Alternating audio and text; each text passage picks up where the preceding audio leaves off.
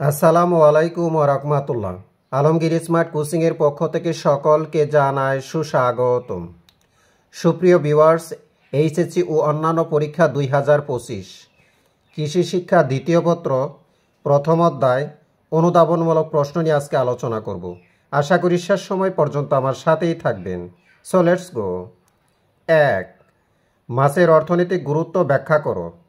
2. পুকুরে সার প্রয়োগ করা হয় কেন ব্যাখ্যা করো। 3. পুকুরে চুন প্রয়োগের প্রয়োজনীয়তা ব্যাখ্যা করো।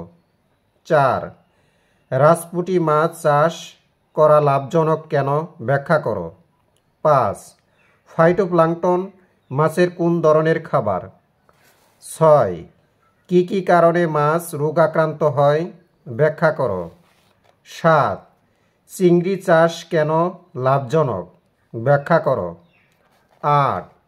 চিংড়িকে নিশাচর বলা হয় কেন। 9.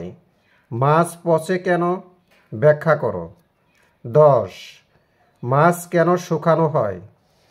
11. মাছ শুটকিকরণের প্রয়োজনীয়তা লিখ। 12.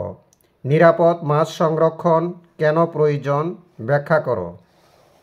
13. নিরাপদ মাছ সংরক্ষণের সুবিধা লিখ। 14. ফরমালিন দেওয়া মাছ চেনার উপায় কী।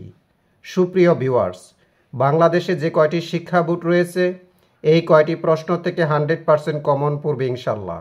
ভিডিওটি যদি ভালো লাগে নিজেরা মনোযোগ সহকারে দেখবেন, পাশাপাশি সবাইকে দেখার জন্য সুযোগ করে দিবেন, বেশি বেশি শেয়ার করবেন। আল্লাহ হাফেজ।